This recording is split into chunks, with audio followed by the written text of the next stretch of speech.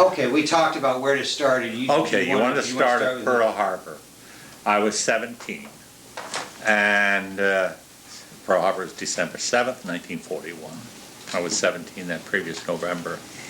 The reason that's I gave you those points is that it had an effect on whether you could enlist or not, because as of December 1942, no more enlistments unless it was into the Navy at 17 or Air Force flying units at 17. All other enlistments were shut down.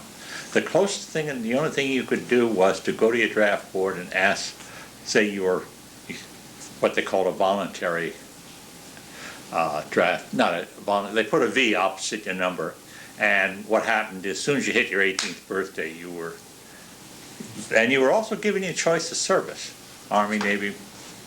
So that was the only advantage of And that's the only advantage. Before your 18th birthday. And I had put a request for the Signal Corps because I had done a lot of photography work for 4 or 5 years, and I thought I might have a good chance at that. Well, that's another thing you learn very quickly in the Army. Yes, they gave me the Army, but that the day they were doing the interviewing process, they got an emergency call that they needed 700 men shipped to an IRT, was an Infantry Replacement Training Center.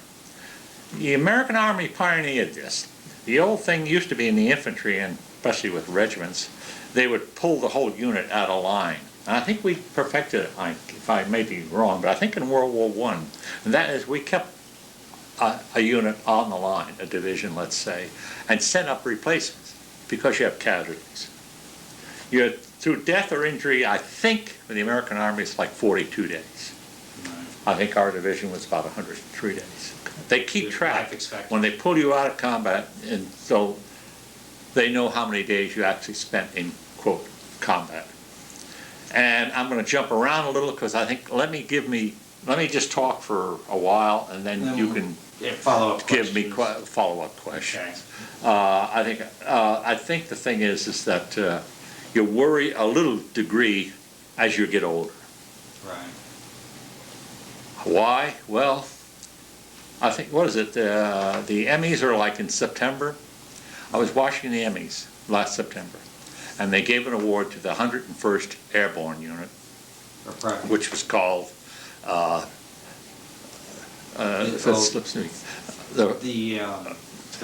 Easy Company. Yeah, but what? Band of Brothers. Band of Brothers. And it's the 101st. I have a great deal of respect. They jumped at D-Day, and they're at Bastogne. You know, that you can't ask for any more. And of course, they knew their score. Well, at that dinner last September, they had a representative they were at a hotel. And the awards were actually held at some auditorium. And I'm leading up to something, which is a problem actually the older you get. And there was a spokesman for their group. And of course, they're all in their late 70s, early 80s. And he started to talk. And I'm watching him. And I said to myself, I wonder when it's going to happen. And I've seen it so often. And he started to cry. And this was a major, and he was talking about the units. And you'd say to yourself, well, gee, that man is 80 years old. He's crying about something that happened in the late 40s, mid 40s. So, you know, I go to a therapist about once a month who helps me with certain things. And I said to him, Dr. Tosh, why is it we get into things, and I've experienced it myself, and I said, we start to cry. He said, show me any man who saw combat that has gray or white hair that doesn't cry. Sure. He said the traumas are so great, and the experiences. Other men talk about how it was. They lived it. And I think when you're talking about boys 18 and 19 years old, you're not talking about adults. You're talking about a citizen army that went to war. And as I mentioned to you guys, I read it the other day in Vietnam. 6% of the troops in Vietnam were combat infantry. They suffered 80% of the casualties. The other 20% was the Air Corps, the Marine, everybody else. Because there are men that get killed driving a truck, for God's sake. But your chances of dying are much greater. If they, I always felt that if they shipped 10 men over to Europe, one was going to see combat. That's, I think, is still pretty good. But the thing is that controlling yourself and you're getting into the experiences of what happens, and that it is so. This is a crazy thing. It's a little off the wall, but it was my introduction into the whole thing. We were in Belgium, and we were about 10 miles from where we actually were put in position. It was snowing. It was late in January, early February. Of the 60, we were, as I think I've identified my company, Company M, 271st Infantry, 69th Division. And this one night we spent in a Catholic church. And of course it was all bombed, it partly destroyed. Anyway, the next morning I looked around for some place because I had to go to the bathroom. I had to, urinate. So I saw an old barn and I went into it. And all of a sudden, as I started, I started to smell something. And all of a sudden, two of my body functions were happening at once. I was throwing up and urinating at the same time. And you looked Because the German body, dead body, had been there for a week or two, and it was all bloated. So I felt, gee, this is a long ways from Glendale, California. that was your introduction. So this is my introduction into what war is about. Cold, snow, freezing weathers. And we were replacing the 28th and the 99th, which are at the heart of the Bulge. So you were a first gunner mortar. Mortar. Okay. And I'll give you the structure of an infantry company. A battalion, there are three companies, three rifle companies and one weapons company. And a rifle company you all probably have heard of. A weapons company actually is two platoons of 30 caliber water-cooled machine guns. They've changed now, I'm talking about. And one platoon of 81 mortars, which what I saw on television, still are being used, only they fire much further. We fired at approximately, I think, 500 to 1,000 yards. And I think there's 6 squads. If my memory serves, it should either 4 or 6. And I was one of those squads. I also was the only one that made corporal. What had actually happened while we were in England, they conducted a contest among all the weapons companies on the mortars, and we fired it, and I won the contest, and later I was made a corporal. And usually my gun, and I was first gunner, then I had a second gunner and a third. And the mortar is 3 pieces, in case you don't know, is a bipod, a tube, and a base plate. Each weigh about 45 pounds. And your hand carry. You're brought up to the line, close by, in a Jeep, and then you unload, and the Jeep leaves, goes back to the motor pool, and you hand carry. And I'll tell you a few experiences in And that. your job was to... Yeah, the first gunner sights, and you sight on a stick. And what happens, your observer goes up, and he estimates the yardage. And then you fire around, and he gives you over, under, left, or right, and you make corrections. And many times, our gun would be the first gun to fire. Then the other 4 or 5 guns would take their estimates from ours, and then they would start firing. Sometimes you do something which is not recommended. There's a lot of things that are not recommended. There's a lot of things that are not in the rule book. But if you're getting into position, and it happened to us when we were brought into position, it was snowing, and we were put into a plowed field. Now, a mortar is supposed to be fired indefinitely, meaning behind a hill, and you fire over that hill to your target. Well, the first lieutenant, and this is the first thing you learn about combat, everything goes wrong. There's a series of mistakes. What wins it is just the bravery and the volume of men, etc. Instead of putting us behind the hill, he put us in an exposed position. It was a first lieutenant, our exec officer. And I tried to protest, and I said, Lieutenant, I said, I can't go there. Number one, that could be a plowed field, mines that you're always in. And I said, we're exposed. He said, that's an order. You go in there. Well, we started to go in, and then the shells, the Germans, of course, we were exposed. And he was about 25 yards away, and one of the shells hit like 5 or 10 yards from him and blew him and knocked him down, and he was rolling in the dirt. We turned around and laughed at him. The only time we could laugh at a lieutenant. What's he going to do? A little bit of justice. He was getting out of there. You meet very few people up there. You don't get many visitors. So then we proceeded to dig in. This is day one of combat. When it was late January, early February, it was snow on the ground. And we start to dig in. There's 3 of us. Myself, Swearingen, and I forget the third gunner's name. And then we have 3 ammo bearers. And what happens is the Jeep brings the ammo up to a certain point, maybe 300 or 400 yards from us. And they in turn, the ammo bearers carry 3 rounds in front and 3 in the back, and they run. And we were just getting stead up, and they started to bring the shells up. We had probably been there maybe 5 or 10 minutes. Shows how and we were starting to dig in. The first thing you try to do is dig that 3 by 3 by 3 or 4 by 4, whatever it is, and get it deep, and then you put up your gun and you start firing. Well, it was only a matter of minutes, and our our ammo bearer came up to us, and his name was Moses from Philadelphia.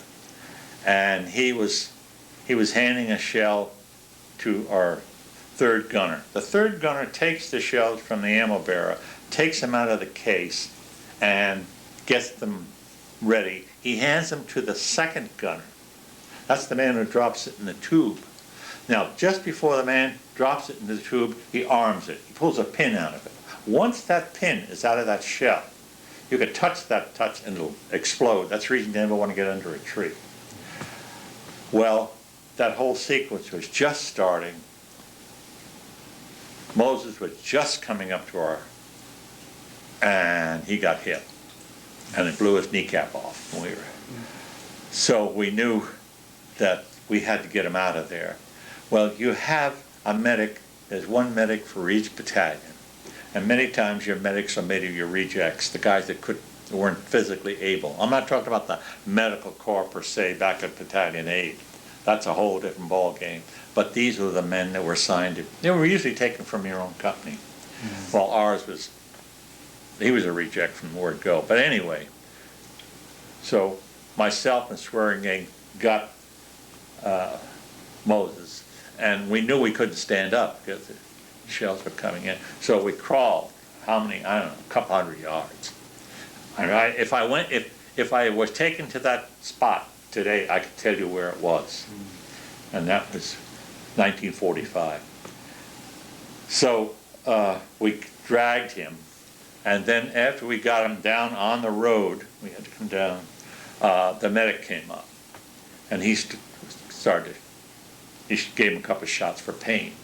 But Swearingen and I felt better that we wanted to take him back to the motor pool, get him back to an area, and put him into the Jeep, and then take him back to Battalion 8, which is what we did. Now, this whole thing took maybe 45 minutes to an hour, but we had only been in combat maybe a matter of minutes, and which is what we did.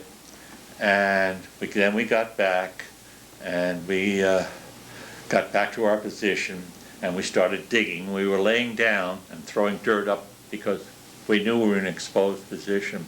Anyway, we arrived there, I would say, I don't know, before or after lunch we didn't eat, and we kept digging till dark. And then we got it down enough where we felt that we could put the gun up. It took us 3 or 4 hours, which is what we did. And we didn't stay in there. There was a phone from that gun position to the forward observer I told you about, there's actually a couple of guys that work as observers. One is the squad leader, and then there's a section sergeant. He's over 2 squads. And ours happened to be a Texan from Houston. He died a couple of years, Whiteley, and he was brilliant at estimating yardage. And we got set up, and I can't remember for the life of me whether we did any firing that night. Because pretty soon it was getting dark. And we didn't get a chance to, each one of us then had to dig a slit trench to sleep in. Oh. And I just don't remember when we did it. I think we did it probably the next day and stayed in that hole with the gun that night. We were all scared to death. In fact, we did crazy things. They're so silly. We had the phone, and we got a message, I don't know, 7 or 8 o'clock, that German patrols were coming through. That's the first thing they do. And what they try to do is there's a couple of different types of patrols. One's a combat patrol. That's a unit that goes and loads itself up both sides with explosives. And they search out machine gun and mortar positions. Oh, really? They lob grenades into it, and then they take off. Another is a reconnaissance patrol. They reconnoiter. They don't take much. In fact, sometimes they just take a knife, no gun, and a cap, not even a steel helmet, and they get information. They're going all the time. That's usually done by the rifle companies. The mortar and machine gun companies have to stay with their guns, so they don't. That's one thing you get. You don't have to go on patrols. So we got this message that the German patrols were coming through, and we took there were 3 of us in the gun. We said, what will we do? We said, well, why don't we let them go to the rear echelon? Let them deal with it. So each side is setting patrols on each other. Self-preservation is a big factor. Yeah, sure. So, which is what we did. Yeah. We heard them, but we let them go. And now the next morning was daylight. We knew that we would probably have a firing mission, which we did. And we started firing. And we were there for 3 or 4 days. Got a chance to dig a slit trench. And I remember that in an infantry or in a mortar, and I'm sure the riflemen did the same thing, you pull guard in your position, which means that if you have 5 or 6 men or whatever your complement is, you break up the night, and if you say like, okay, from 8 to 6 the following morning, and you rotate, and you're on the phone, and you stay awake, and you like it when you get that, you pull the duty in the beginning or the end of the night, because it allows you to sleep through. And of course, the snow was on the ground. We were cold. There's no heaters or anything like that. You just have and of course, one of the things in the latter stages of that particular period in the Ardennes Forest, which is, the closeout of the Battle of the Bulge and the beginning of the Battle of the Rhine, was that a great deal of French trench foot was setting in, and a lot of men were losing their. In fact, the C-47s were flying overhead. I think it's one of the things that was never wrote out, the number of men that had trench foot. And in our particular case, our first sergeant, one of the few times I saw him, would visit our position, because you got to remember there were all these mortar units, then you had the machine guns, not talk about them. And so he would visit he came and he made us take off our shoes and massage our feet. Even though there was snow on the ground and stuff like that, because what had happened is that you were wearing all the clothes they were issuing you, and there was a lot of mistakes made. Like they didn't think we would be in that part of Germany. We weren't supposed to be. They blamed it on Patton, that he had moved too fast. That from World War I, they did not want to be in the Ardennes Forest. Well, we were. That's one of the things that hurt us when it came to the Battle of the Bulge. And so in fact, with our division, they took our overcoats. We didn't have any overcoats. We had just a field jacket. They took those away in England before They they didn't went think across? you'd be stuck. See, they have to do everything months and everything is guesstimates. They're doing it probably. They're getting better probably now. See, look at the war in Iraq. They're planning it during a certain period of so many months when the weather and the temperature is right. Well, you couldn't do that in World War II. So anyway, we survived that period, and we got out of it, and Who were the closest, and you say you were in your yeah. foxhole, I guess, and you pulled guard duty, who were the next closest guys? I Was it don't another know, mortar David. company?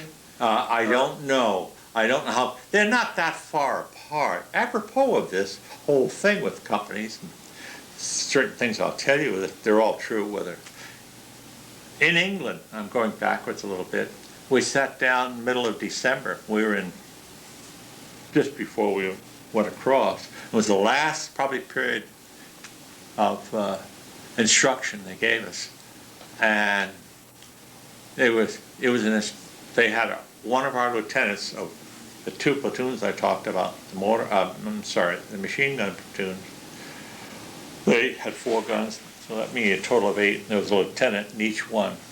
He was one of the lecturers, and they sent a captain who had lost part of his hand in combat.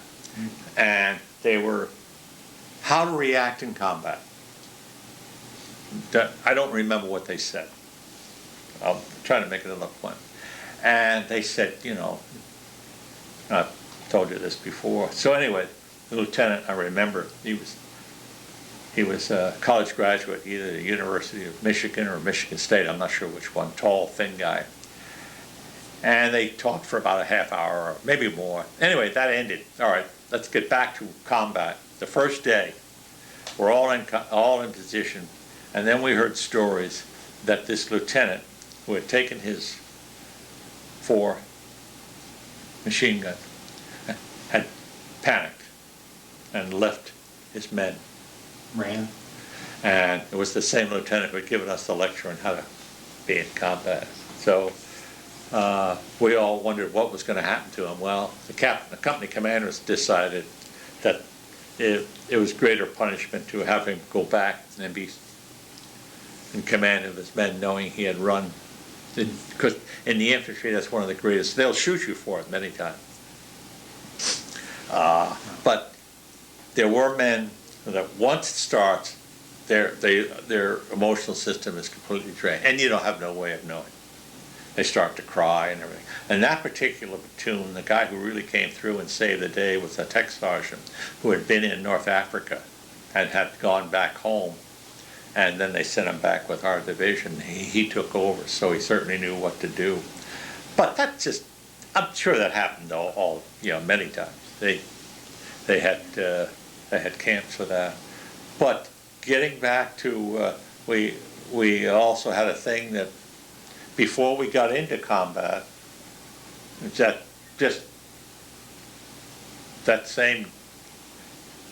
day before, we were in the snow, and they brought us up, and they were going to take us to a gun emplacement. That was part of the Siegfried Line. It was built for 7 men, and there were 55 of us finally wound up in it.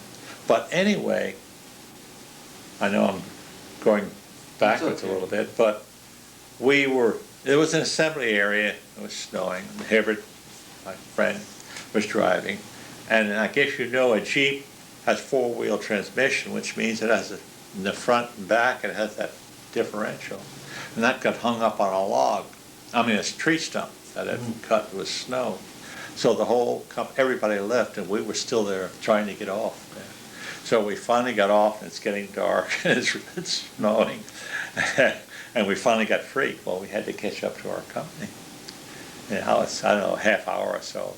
And we were going along this empty road, and finally kept going and going and going. And finally we saw an MP. And of course they give the directions. They're the ones that work at giving you instruction, this road, that road, and all that stuff. And we asked him, where's M Company 270? He told us where. And he said, it's a good thing you stopped and asked me. He said, because I'm the last person. He said, not far from here is the Germans. Really? So we turned around, and we were the last ones, because by now it was dark. We got into this gun emplacement, built with, as I said, it was built with for seven men. There was like a whole, over 50 men in it. Anyway, there was no place to sleep. And I saw, and there's about that much, about a quarter of an inch of water on the floor. And I knew I couldn't sleep on the floor. So I found a 4x4, and I laid that down in the water. And I put some of the gear I had. And because I always said, well, I could, and I got some sleep out of it. I slept on a 4x4. But I think the thing is, you know, it's a mixture of things. It's a mixture of things that make you cry if you dwell upon them, and you have to work hard at that. And it's things that are very serious and very traumatic. And maybe I'll get into an incident. Anyway, I'm jumping around. We got out of there, and we started. Within a week or two, the snow stopped, and then we crossed the Rhine at close to the Remagen Bridge. Actually, we crossed on a pontoon bridge, and I'll never forget. We got on the other side, and it was I don't want to say it was a castle or something. And by then, it was our whole company. It was 10 o'clock at night. So we scrounged around for places to sleep, etc., etc. And all of a sudden, I heard a whistle. And no, we weren't in combat. And it was the first sergeant. He made us all line up. And then because we had gotten close to an area where there were civilians. And it was my first experience of this. I had experienced it twice. They line you up single file, and they bring an officer or the first sergeant, and they take a flashlight. It was at night, the other time, and they shot it in your face, and they bring the woman who's been attacked to try to identify who it was. Well, it wasn't any of us, so it was just it was happening. It was at like 10 o'clock at night. I thought it was crazy. Well, there were guys that were taking baths in champagne and everything else because they had a couple of weeks of combat, and then we were in this period, and then of course we left there, and then we started back.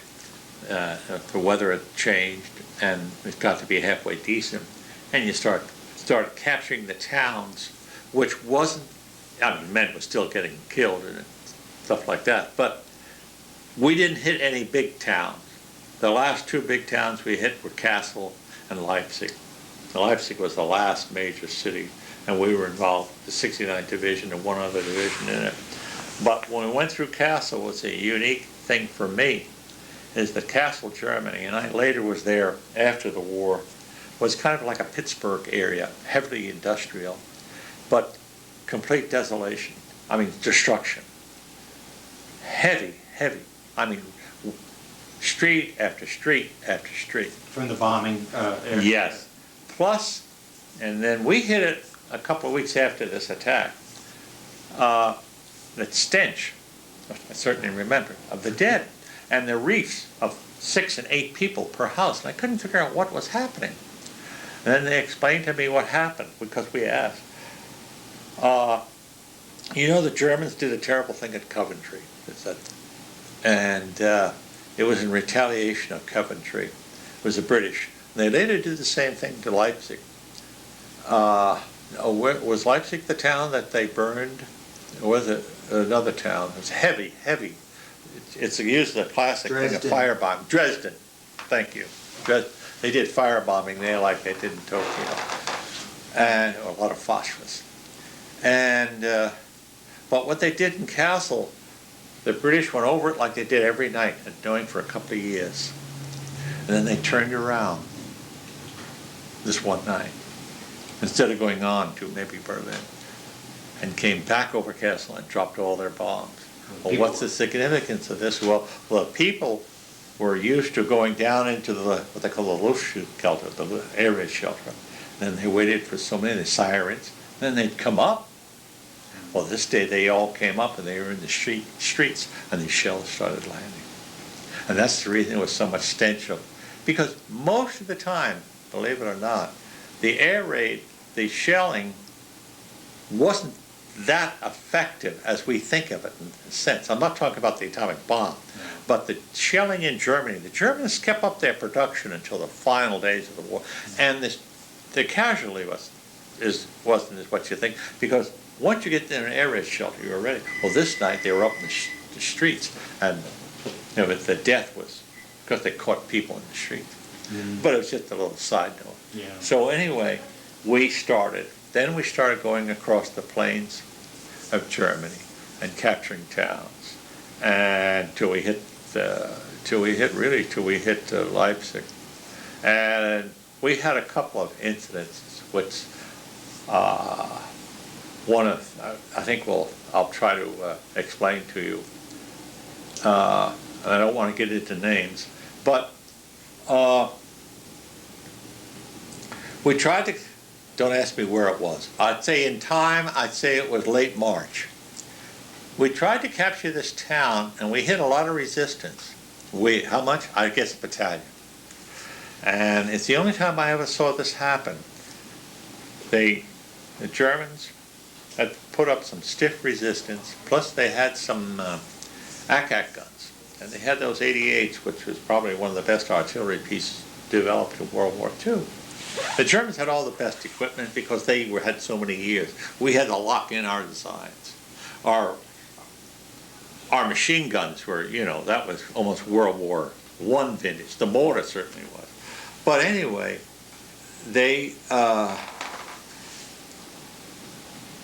we tried to take this town. I would say a couple of companies. And we met stiff resistance. And the first time I saw this, we were coming along the road, and we had gotten off the Jeep, and Hibbert was driving. We were running alongside it, because sometimes you try to stay out of the Jeep, because they sometimes will aim at it. And I was in this irrigation ditch, and I noticed an officer came by me. He was running. He had gotten, I guess, the message, and he stopped, and I stopped, and we looked down this trench, and it was American soldiers, and they had reversed themselves, and they were panicked, and they were running.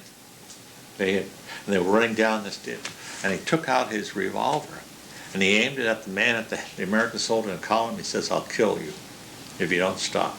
He was about 10. I was standing next to him. I thought, oh my God. This is a little bit of war. You remember these things. And of course, the men stopped. They just couldn't believe it. They stopped, and they just froze, and he said, "Just stop." Well, they couldn't attack. But they certainly didn't want him to retreat. So what we did is they waited it out until dark. And then we came back and regrouped. I think, if I remember, we got into some houses. And then we got a message about 10 o'clock at night. One of the companies, I want to stay away from the company, one of the rifle companies was going to do an attack at dawn. And there were 2 mortars to accompany them and 2 machine gunners, hand carried. I was one mortar and was one of the others. And we started out about 10 o'clock. And of course it was dark. And we started back down that road. Well, I didn't remember at the time, but there's a fork in that road. And this captain of this rifle company took us down the wrong road. And he discovered it probably, let's say, at about 1:30. Well, he brought us back to where the fork of the road, and he was going to take us back to this correct road. It was in the morning, 1 in the morning. About 1 in the morning.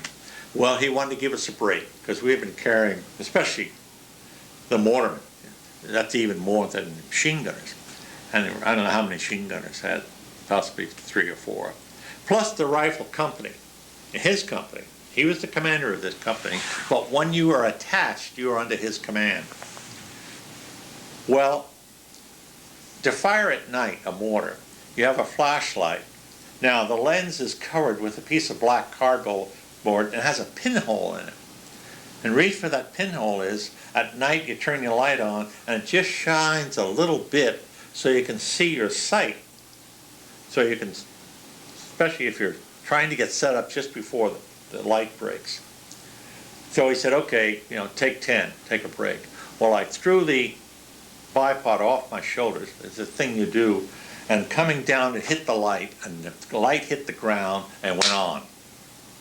Now you probably got about 225 men out there in pitch black.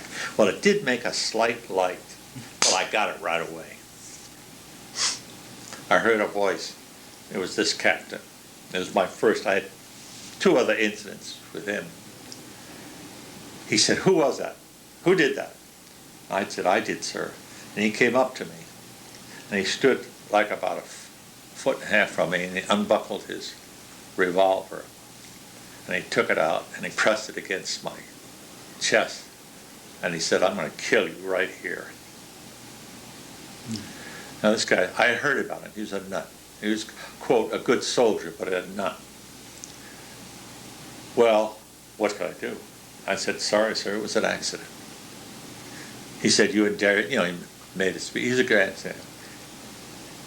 I'll tell you, he was from Houston, Texas. So, okay, we resume. And I kind of redeemed myself. Dawn breaks. It was a stupid attack because we were going across this flat plain, and I'm sure the Germans had machine gunners on the outside of town. But and we were hand carrying. Well, we hit town before the machine gunners realized it, and the riflemen got in there, and they knocked out the German machine gun nest. Then they started the riflemen going door to door. And you know what they do? And this captain, he'd break down, he'd open the door, wouldn't look, throw a hand grenade in, where there was women and children in there, and he'd close the door. Anyway, they told us to set up our gun because there was an ACAC, one of the ACAC guns that fired the previous day. And I kind of redeemed myself because my gun was 2 of us, and Sergeant Whiteley was the observer, and he was off. He and I worked. We didn't like each other, but we were a team, and we knocked out, which is kind of a good thing, a German ACAC emplacement with an 81 mortar. That's because a mortar round never lands the same place twice, because that base plate moves a little bit. In fact, in combat, you're not supposed to know this, but many times, if the ground is real soft and everything, what you do is you have 3 types of rounds. You have an HE heavy, which you don't use too much. That's used for knocking out machine guns and mortar position. Then you have the HE light, which is about, I don't know, let's say 8.5 pounds or something. And then you have a phosphorus, long like the HE heavy. Anyway, many mortarmen will take the HE heavy on our first round and fire it, because what it does, it makes the base plate settle. So when they fire succeeding rounds, they're a degree of accuracy. The only thing is, many times, that soft ground, the tube goes down, and the shell, and you have what you hear all the time called friendly fire. That shell goes into your own troops. In World War I, they called the artillerymen 2%ers. They were allowed 2% casualties of their own troops.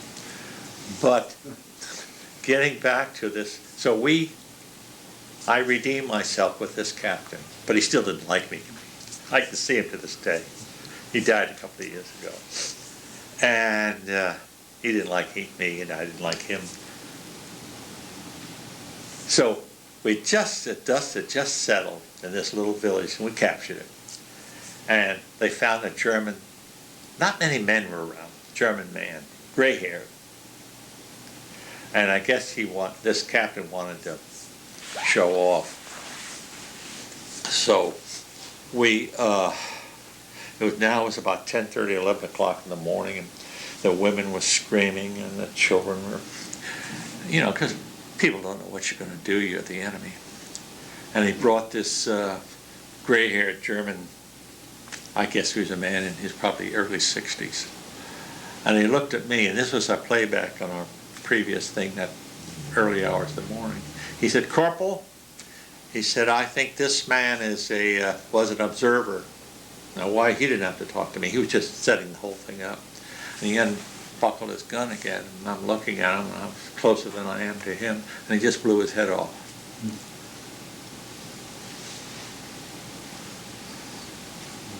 So,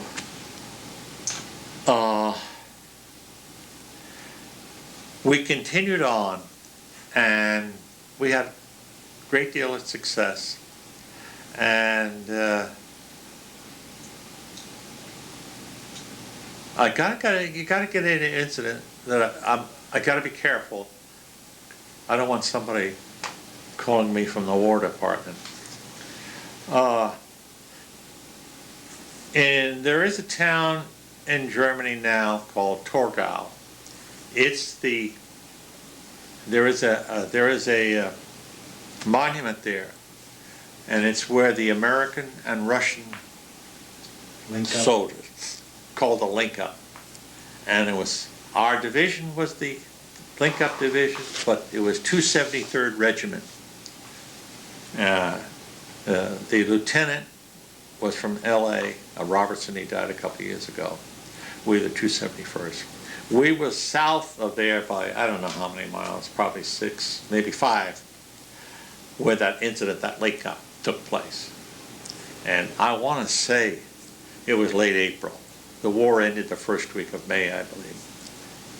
And so we were in position, and what had happened was, I believe, the Elbe River, I get the Elbe and Mulden mixed up, Torgau knows the town, that river, and see, the reason for the river was that the Russians were to come up, and we came up to them. We were waiting for them, basically.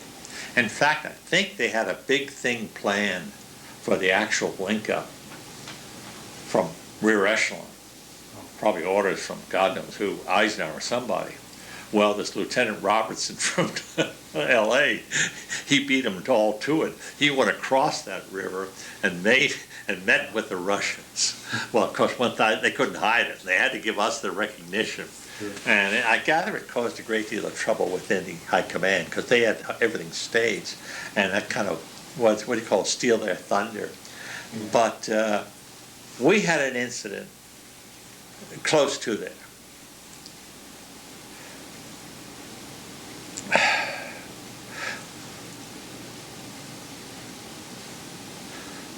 I had set the mortar up, and we were just waiting. And this was like maybe a week before. And one day this captain came by from that I told you the other couple of incidents. And he saw my mortar, he saw me. And of course we had the rounds all stashed up. And there was a little village across the river. And he drove up me park, and he came out, and he said, "See that village, Corporal?" I said, "Yes, sir." Now, my captain wasn't around, none of my superior officers, not even my sergeant. And he said, "I think there's enemies, Germans in there." Well, I had heard that which company sent patrols over. Because since we were going to wait there, they sent patrols over to make sure there weren't Germans there. And they came back and said the Germans weren't around. In fact, the ones that showed up were the Russians. And I told them that.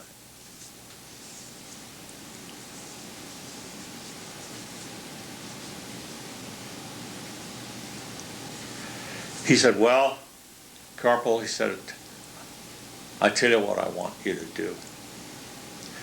Now, he knew enough of the infantry. He was a captain. And I had this contest I told you about in England. In the waters, we have a pattern, and it's about the size of a football field. And what it is, you put 1, 2, 3 rounds. Let's say that's good for 25 yards. So then you crank down and over. You traverse and search. And then you have 5, 1, 2, 3, 4, 5, 6, and 7. Then you convert 8, 9. It's 9 rounds. And the trick, now a mortar has no rifling, at least they did those mortars, so they don't make any noise. They're silent. That's the reason it's so deadly. There's no scream. And he says, I want you to put all 9 rounds in the air. And then he said, I want you to use first HE heavies. Then I want you to put 9 rounds of phosphorus. In other words, I want you to destroy the buildings. I want you to set them on fire. And then I want you to have 9 rounds of HE lights to catch the people as they're running out of their houses. Now, the only people in those houses, as far as I was concerned, I have to, say that, I can't say that there weren't German troops there, but basically, so I executed the mission, and I destroyed the village. But I don't want to get into a whole thing. I don't want somebody from the War Department to call me up. But I cite that example. If this was a nut, but it takes nuts, men like that, really, I have to be honest with you. It is such a cruel and hideous thing, and you can make funny stories and everything, but it takes a certain type of a man, really, to do and to work combat and to do the things that are necessary sometimes to win. Yeah. And that incident is a true story. It would involve myself and Swearingen and our third gunner, and we had all the shells. And that was, I want to say late April, because early May is when the war ended. In fact, it ended while we were there. But I look upon it differently. I look upon it as an experience, but I think World War II, not the Gulf War, I don't even count. Vietnam, yes. That was kind of close. You're using civilian men. Your drafted men are guys who give up a job and go and do their job and come back home and pick up things again. And many World War II guys went to school. Tabor, our jeep driver, went to Yale, got a degree, came out here. I talked to him many times. He's been dead now for a couple of years. And he was a bond salesman in San Francisco and lived over in Walnut Creek and Concord. But I don't look upon it with all the glory and the hoopla.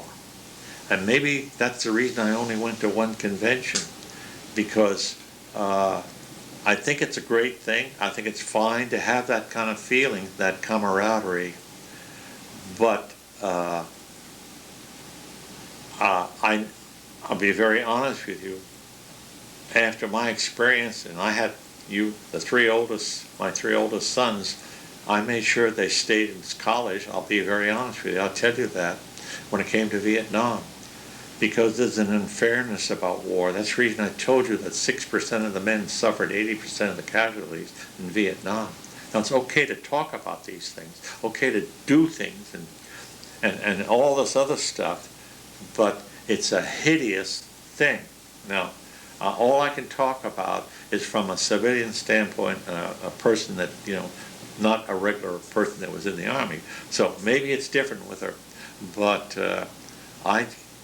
my memories are not of the camaraderie and the celebrations and all the hoopla, is the snow and the death and the hideous part.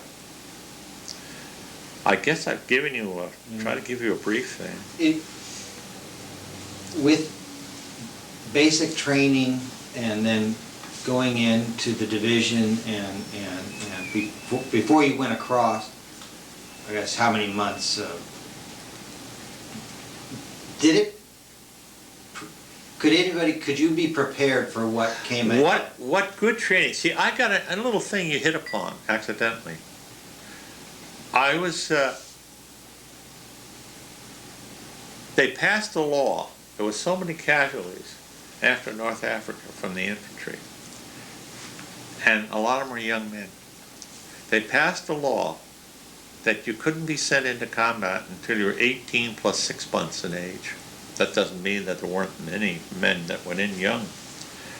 And what happened with me was when a month before I finished my training, when they cut the orders to where they're going to send you, I hadn't hit 18 plus 6 months.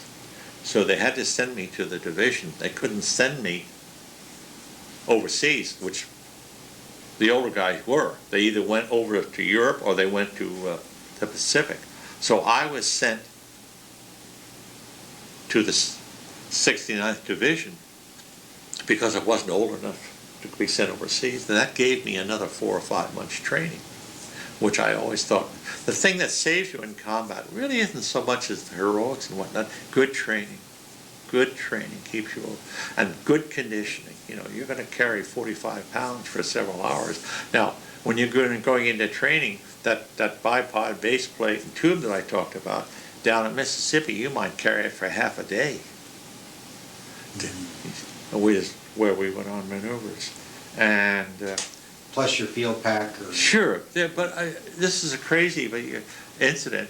During training in Mississippi, I think it was about September, October, we were in the DeSoto National Forest, and we had been out there for a couple of weeks. And one of the last things we were to do was to train us how to handle machine gun fire. So what they did is they fired the machine guns bullets about that high off the ground, over, let's say, 50 feet. And you had to crawl on, you've seen pictures of it, you had to crawl under it. And they take a platoon, and then they get another platoon, and they did it all day long, probably for a couple of days. It was one of the last things. An incident happened. Shows you what happened. Well, the machine guns, I guess it was the water cooler, got so hot, hour after hour of firing. And somebody goofed and did stop and change the barrels, that the bullets, you fire a machine gun in bursts, theoretically 6 bullets. And you traverse many, you don't search, and you go like, if you're either steady or because you have what you call interlocking bands of fire. A basic defensive unit for a rifle company is to have 2 machine guns here and riflemen here. You fire it like this. So what happened this afternoon, I remember, because it happened before we got lined up, next company is K company, next company is A company, etc., M company. What happened was the guns got so hot, and instead of the men firing them, the shells fired automatically as they went into the chamber, but it was a kind of a false fire. In other words, it didn't hit the pin, so their trajectory didn't go straight for several hundred yards. It only went like 100 feet and dropped, and several men who were crawling through got shot in the back and in the buttocks in that particular afternoon. Now that was during training. During training. Men get things with the hand grenades. Yeah. They panic. I think there was somebody very heroic that, I don't know how Russell didn't lose his arms because of that, but they used to have the hand grenade, because you're training men that, they were selling shoes 6 months before, and all of a sudden they're pulling a pin of a hand grenade and trying to throw it, and they drop them and all that kind of stuff. So there's a certain amount of casualty even during the training thing. I'm sure that they're fighting that out to this day. But I think the thing is, as far as I was concerned, and I think I'm doing pretty good at it this time, and I could have been working on it all afternoon. I said, now don't cry. But anyway, is to, maybe there's 2 kinds, maybe there's more than 3 kinds of men. But I think there were men who went in it, that was it, they went home, and they started going on. There are other men that want to relive it, Okay. And there are men who stay in. I think one other thing that we should touch on, because we got to the end of the war, was points. The points. The point thing got all blown out of proportion. After the war ended in August, and what had happened, it ended for us in May. And in August, early part of August, they dropped the A-bomb. I was in Paris. I remember coming down the stairs, an A-bomb, in big headlines. And they set up a thing, and they took us out into a field, and they ran a movie. They had made this probably a year before, and they had an elaborate point system because they had had a lot of complaints of World War I. You know, there were men stuck in someplace in Russia or something. Troops were like 1921. But anyway, they set up a thing where you got 1 point for every month you in service if you were stateside, 2 points if you're overseas, 5 points for every award, like a Bronze Star. Okay. What happened was that got me very crazy was that this is the thing that got very sensitive to the men, like the air medal thing, you know, every 5 missions. But and I mentioned this to Lou, guys that in England got credit. But anyway, what happened was their plan was that you would go home by your points. Okay, yes, we were a new division, but the fact that we had combat, and we had air, and we had a couple of medals, et cetera, weren't too bad. I think may have been like in the 60s. Oh, the guys that were going home right then were in the 90s. You know, the guys that landed at D-Day. My God, with Purple Hearts and everything else. But anyway, what had happened was they sent these men home, initial group.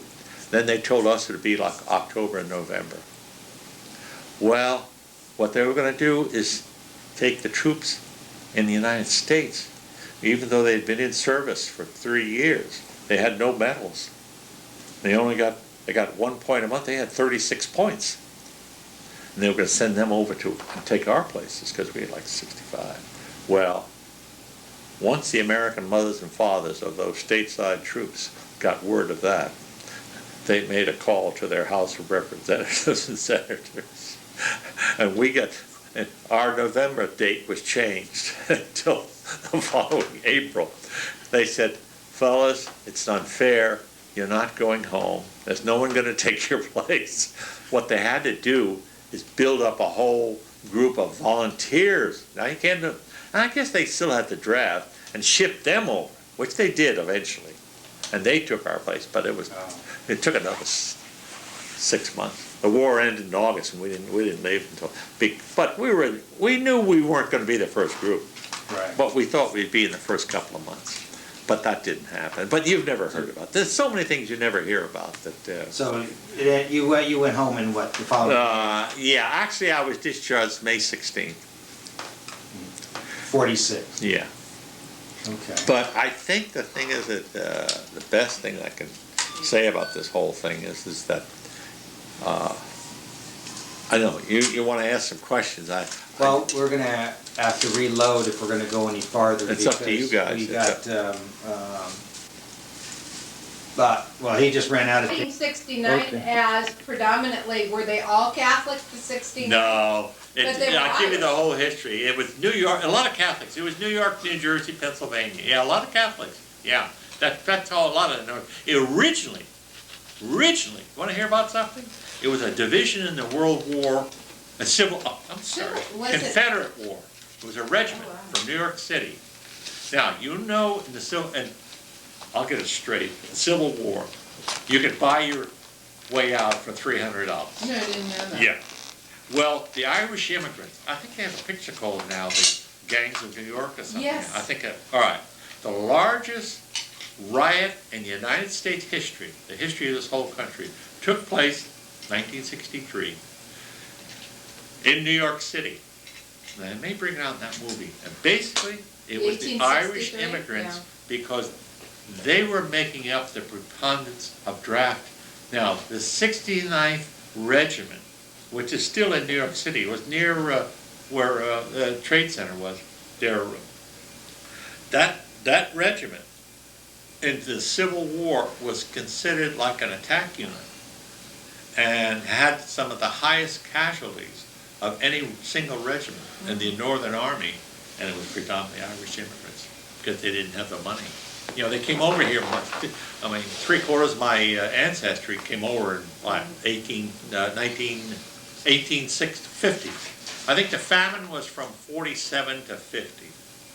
1 million died, 1 million immigrated, and 1 million stayed in Ireland. That's kind of a rough. Third. Yeah, that's kind of a rough.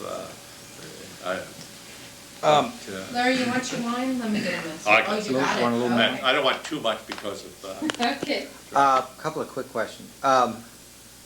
Your squad, that's the smallest number of men? I mean, Yes, and that's your family. And what did your squad consist of? Because you say you had your three, you were Yeah, first gunner, 7 second men. gunner? You have the 3 gunners, 3 ammo bearers, and your jeep driver. I'm sorry, 8, and your squad leader, 8 men. Okay. And you had 2 squads, formed a section, and you had a section sergeant.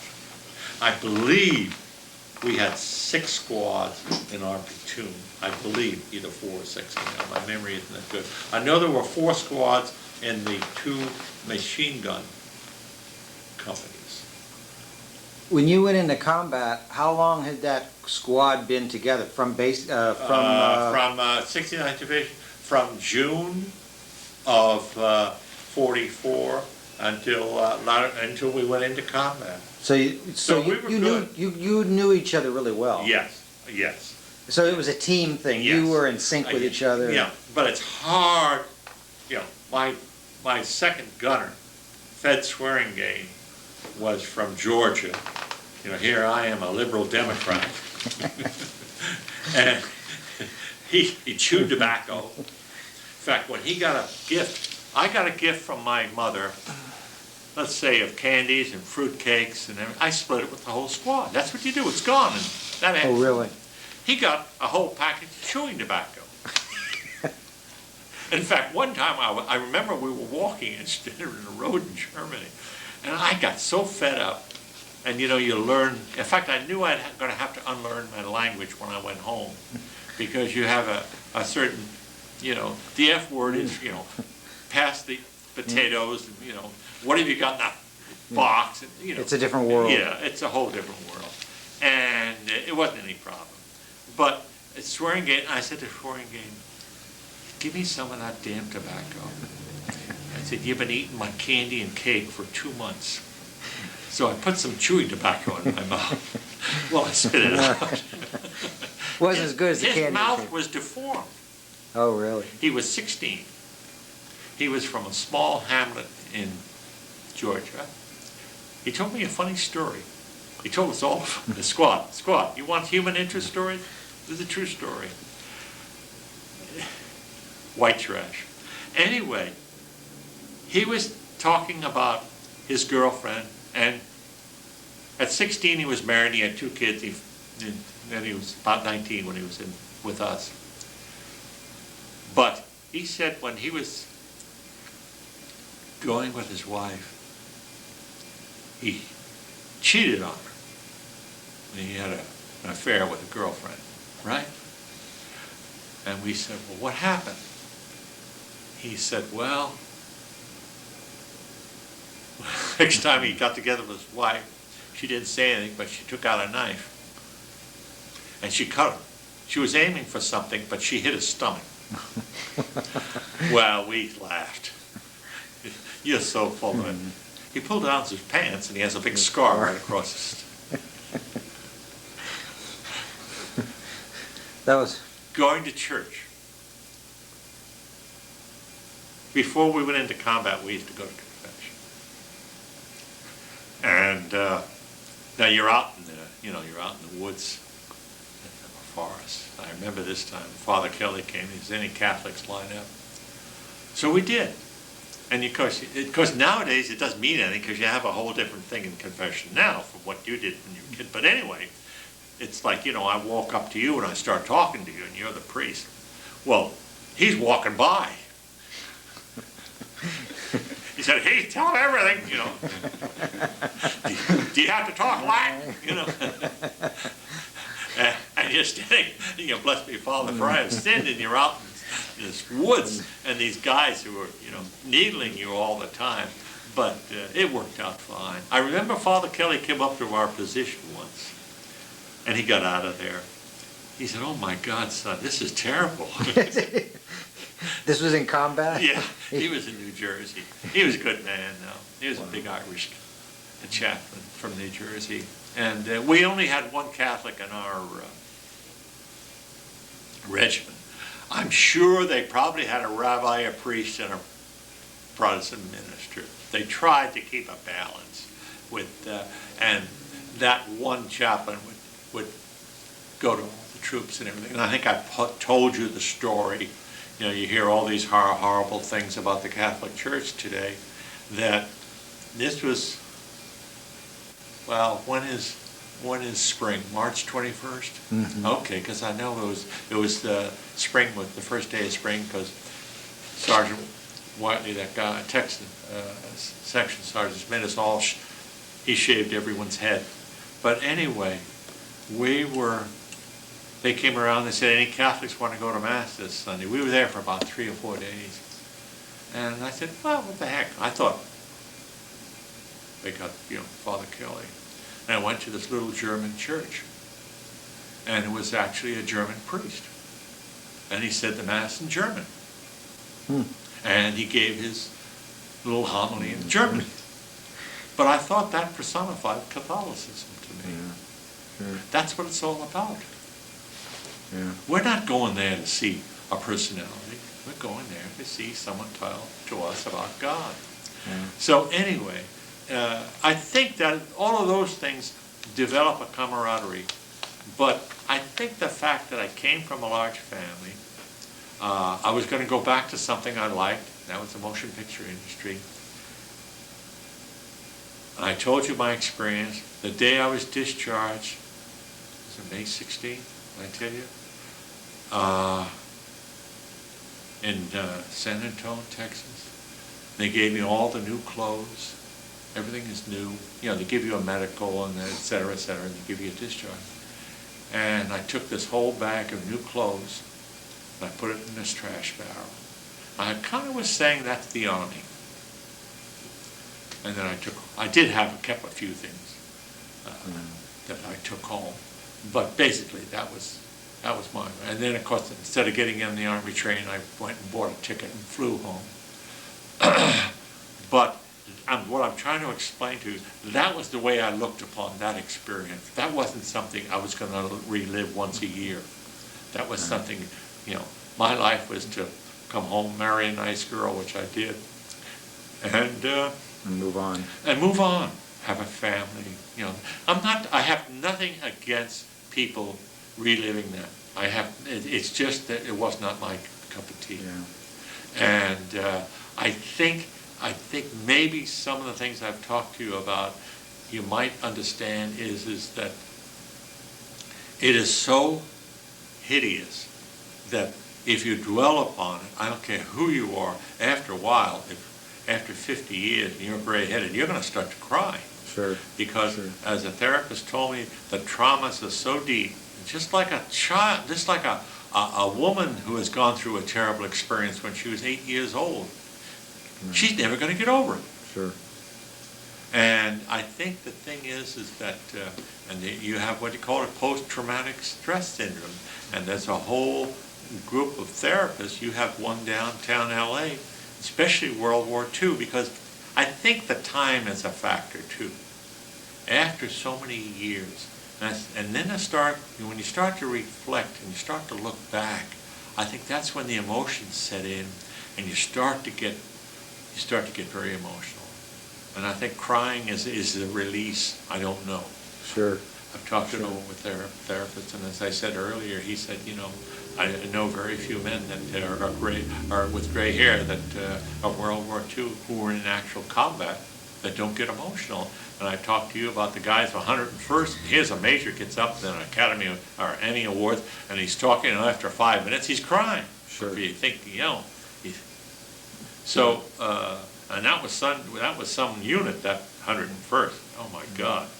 But I think that it's something that can help you, it's something that can benefit you. I think what happens too, I think you feel that when it's all over, you think, thank God. And I think you appreciate things. I think you feel that if you've escaped that, it's just like if you've escaped a terrible, serious accident. If you're in a car and 3 people are killed and you walk away, you've got to feel a certain amount of relief on your part. Well, it gives you a perspective that very few have on life. I think so. And I think you throw in the weather, throw in the cold, throw in the freeze, and it's so cold that men sometimes cry. Yeah. And I can understand it. We had a guy in our machine gun unit. He just it wasn't the lieutenant I told you about. This guy was just one of the guys, and he just broke down.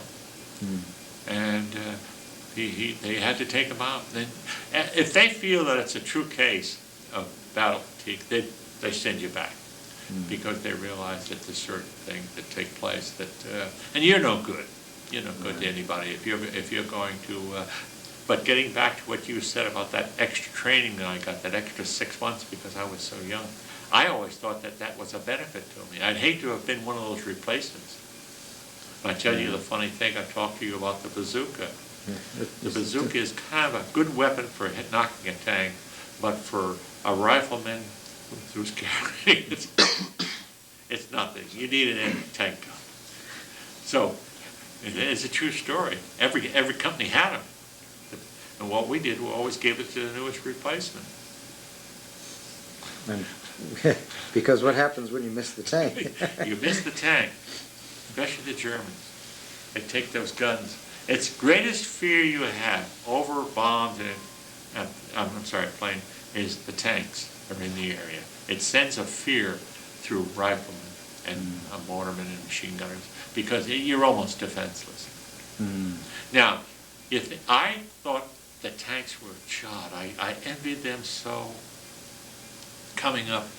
And then after the snow, we got out of the snow, and things started to open up a little bit. I started to go by some of those tanks, and I realized that once they're hit, most of the men are destroyed inside. Because just like a bazooka, the way it works, it blows a piece of steel from the inside the tank, and that ricochets around. It doesn't blow a hole in it, per se. No, good anti-tank gun, too. But, so I figured, I'm glad I wasn't in the tanks, because, boy, that was a terrible way to die. Bonnie mentioned something when the cameras are up about mail. Your mother wrote you. Yes, every day. Did you get those letters when you were in combat as well? Yeah, what they do, when they bring the food up, many times they'll bring some mail up. Now you may get like 7 or 8 in fact, I tell you what I did with mine. I put them in my helmet. Now they're kind of, it's like a photograph. And I put them in my helmet because you don't always get the TP. That comes up very rarely. So I use those for it. You didn't tell your mother what you did with the letters. It's not the soft kind. Yeah. And I said, when you're in the snow and you go to the bathroom and you're using a piece of V-mail, it's like God Almighty. You have no. You've lost all. And one time they came up and we hadn't gotten out of the snow and they said, "You guys are filthy. You got to take a shower." So they rigged up a portable shower. We had moved on and the thing is, there's snow on the ground. There were no heaters, but the water was hot, of course. And you had to take a shower. Well, you had to take the clothes off that you'd had on for a couple of weeks and put new clothes on, and then take a shower. But those are the things. I think those are the things that infantrymen remember. They don't go back to a barracks. Right. Yeah. Did you have to clean a mortar like you cleaned a gun? Not. It's easier, much easier. Yeah. Your gun you have to keep clean. And even in combat. But usually, because I was armed with a .45 because I carried it. Well, as soon as I got into combat, I got myself a carbine because you can't hit anything with a .45. They're good for about 35 feet, so you want something for protection. And I think the thing is that I was, you look, the primitive things, you throw away all your gear. You threw, because see, once you come out of combat, you can say, well, I lost in combat, they'll give you anything. And I kept a spoon and a razor and a toothbrush and the mess kit, and that's all I kept. Because you don't want, you cut your weight down too, and I kept that way for a couple of months. Really, I mean, you get to the bare essentials and exactly what you need. That's it. And that's what it boiled down to. Yeah, that's it. Your water in your canteen to freeze. I remember freeze. things like that. I don't think about. You don't drink that much. But I just remember that. Yeah, I remember it being was ice. Now that's how cold it was. How do you have to warm it up? Try to rub your hands, You get a don't drink. it. You just go thirsty. It just, I tell you, your rations are your K rations, or sometimes your C rations. And your C rations you have to heat. And what we took the squad cooker, and we usually got off a dead German, we'd get his gas mask, because their gas mask container was a metal container, it was excellent, and we'd put our squad cooker in it. And that's where we heat our C rations, because they are the K rations are dehydrated. And you kind of live on that for several days. The best thing you could get, we didn't get it that often, but many of the other troops did that were non-combatant, was I think called a 5-in-1. It was a big box. And they had bacon and God knows what in there. But see, a lot of that is geared. It's just like when they pull you out of combat, the worst period, your first time in combat, okay, you were so nervous. Hey, they pull you out. I don't know how many days. I think it depends upon what you've been through, what they have in reserve, because they keep, like if the 271st is on the line, the 273rd is in reserve, the 272nd is on the line, then they'll reverse it. Okay. They pull you back and they give you 4 or 5 days, let's say, I forget now what it was, but I remember the morning I came out, my first time out of called combat, and we were, back in reserve. And I remember the 2.5-ton trucks. It was after breakfast. And they had these mattress bags. And they were stuffing their bodies in them. And they were loading them on men that were killed in our last campaign. And they were stuffing them, and they were laying them in rows, the Graves registration on this 2.5-ton truck. And I stood there. I can see it to this day. But As you're heading back. then you go back. And I remember sitting in the truck. It was like, and I was riding along, and you've been in combat, you've been in reserve, now you're going back. That's when you start sweating. Yeah. It goes, it only passes, because it's like I missed it. But now I'm going back. It's like, how many times am I going to miss it? Yeah. But it doesn't last long, because I think that's where your good training and everything sets in. You hit the ground running. But I remember as we got out of the 2.5-ton truck, and the drivers were quartermaster. I guess you know what the quartermaster was made up of. At that war, not the wars that black, because it was segregated. Oh. And I can remember the driver, he was very nice. He said, boy, I'm glad I'm not going where you guys are going. He dropped you off and He said, went I'm going back. There was nothing racial about it, remark. He was just telling me the plain truth. Sure. But, Sure. You switch to the Vietnam War, Yeah. I'll bet you a third of the troops in combat were black. Sure. Yeah, that's the unfairness. Now, Gulf wars are a whole different ballgame. These are, listen, but you take a war that is draftees and men like that, But I'd say the Gulf War, probably it's a high percentage of blacks too. because it's a move up and chance to move up in life, I think. But it is an experience I don't think that ever leaves you. I personally didn't like to talk about it much. I think I probably talked more in the last 5 or 6 years than I did the previous 50, because it didn't always bring back good memories. Yeah. The only thing I regretted was I knew that our first casualty, Moses, he was Jewish. He was from Philadelphia. Remember I told you he got his kneecap blown off when we were in combat, like minutes. And I always wanted, when I went back to visit Tim, and he was, 30 miles from Philadelphia, I never did it.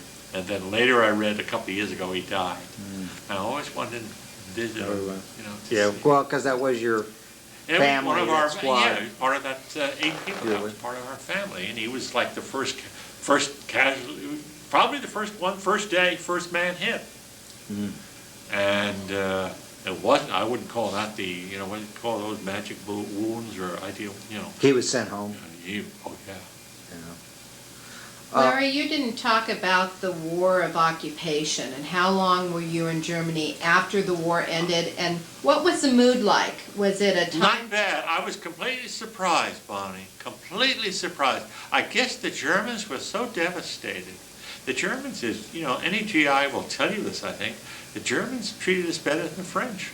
Really?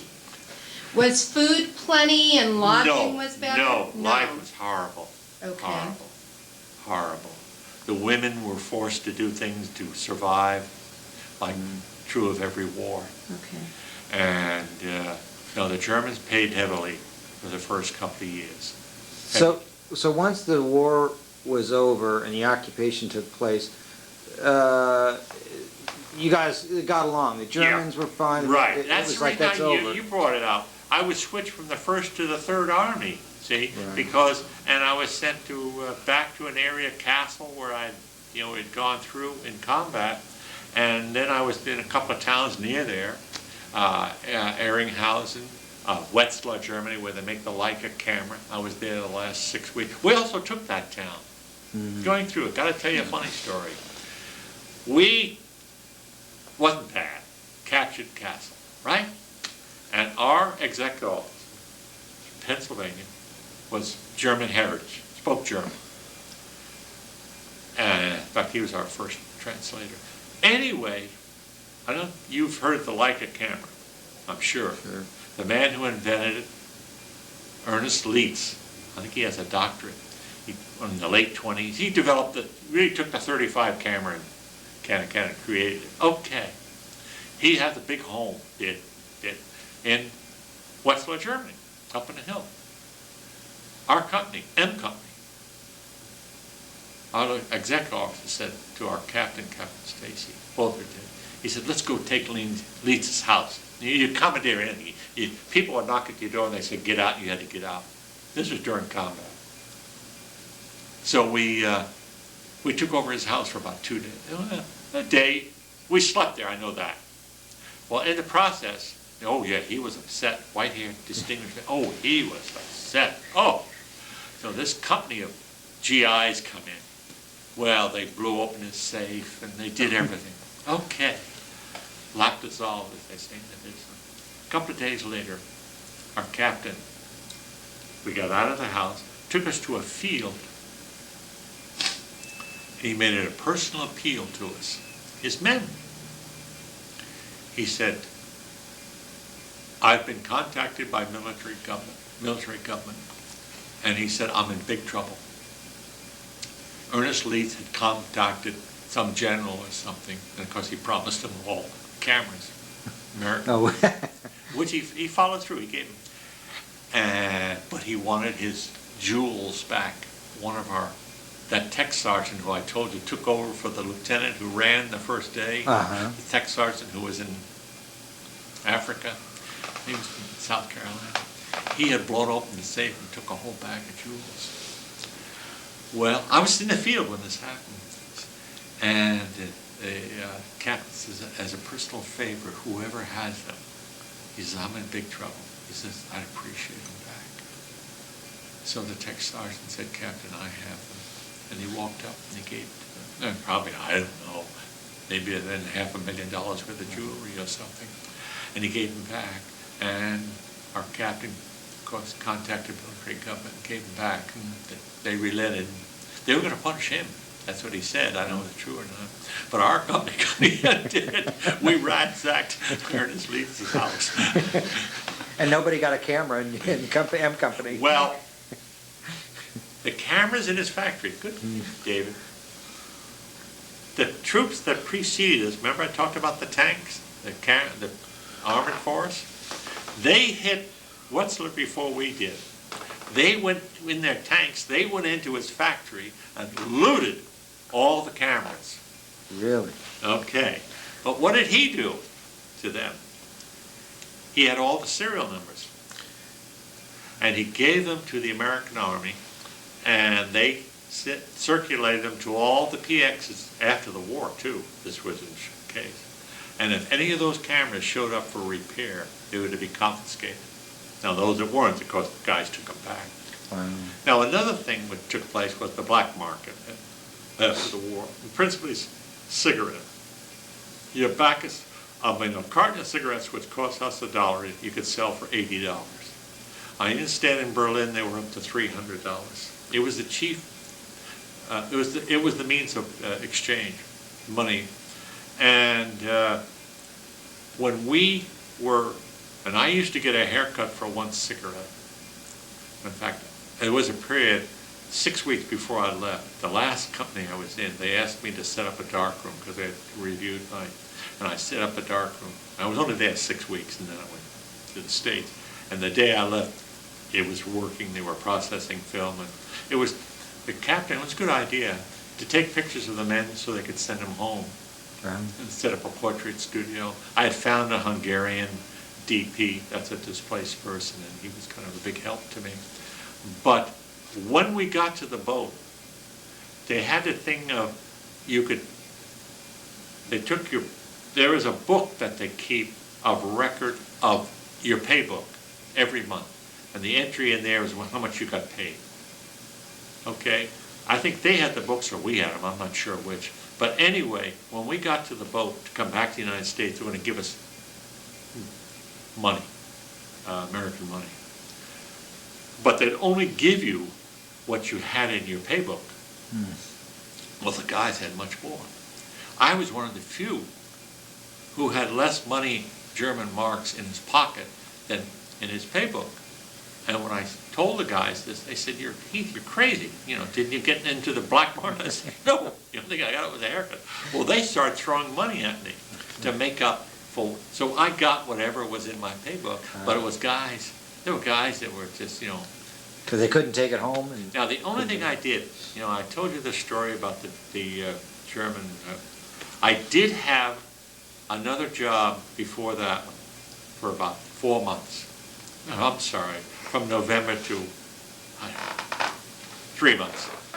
And I had gotten pretty discouraged about this point thing and everything.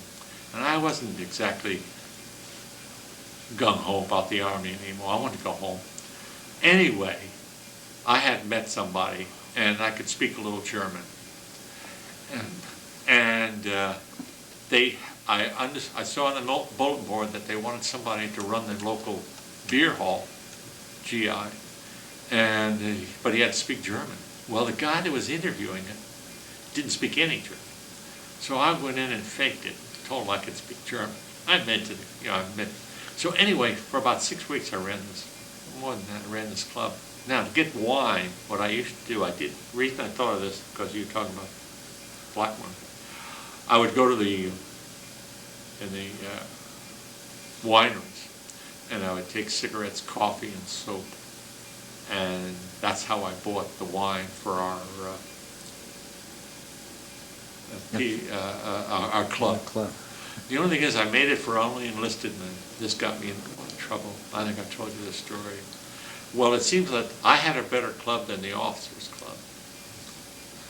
So one night, this captain, because now they had transferred me out of the infantry and they put me in an ordnance, And he came into our club, and I said, well, this is just for enlisted men. And he said, are you telling me I can't come in? I said, yeah. Now, he was my commanding officer. By now, I didn't give a damn. I'm going home. Well, he got back at me because a girlfriend I had, he pulled her ration card, and she couldn't get any food. And I have to steal food from from the mess and bring it up. But that wasn't a bad period. That was just a thing that, it was a mixed bag for me. It was intense combat, but then I had a period afterwards from, what was that, August till the following April. And then, of course, my age and what you call a low pointer. But I think the thing is, and I've worked on it especially hard in the last 6 months and talking to my therapist and everything, because he even tried that rapid eye movement thing, which they do try with certain, I've seen that on a Vietnam veteran, and it worked very well. And I've tried it. It's the best thing I find is that if you can just, I don't know how to handle it or express it, because it comes and goes sometimes. Yeah. But any other questions? Boy, you've given us Wonderful. a lot, a whole lot. No, I think, Take a second and reset up for pictures. yeah, okay, yeah, let's cut for a second. The only, The medal's lasting. yeah, all righty, go ahead. Okay, this is Angel Hernandez, and he was born and grew up in Piru, California. I had never heard of that when I was back in South Carolina with him. And he and I chummed around quite a bit. And he also was sent to the 69th because he was very young, like I was. This guy was from Oregon. And something had settled in with a lot of these people. And that was they were determined not to be sent overseas. And though the infantry expected it, and they put them through rather a grueling period of training and tests and everything, he finally never was shipped over. No kidding. He said there was something wrong with his knee. He told us, he said, I'm not going to go over. Wow. And So that was taken during basic training, or? yeah. So he later was transferred to the 60. No, this was, yeah, this was, and he never made it. He never happened. He went to the 69th, and he was not shipped over. Okay, what's the next one? These guys, I don't remember them. They were all at basic. I know, I remember them, but they were older than I, and this guy worked with my brother at Lockheed. That just happened to be a coincidence. He later had a gas station on Victory Boulevard or something. These other fellows, I'm not sure. They were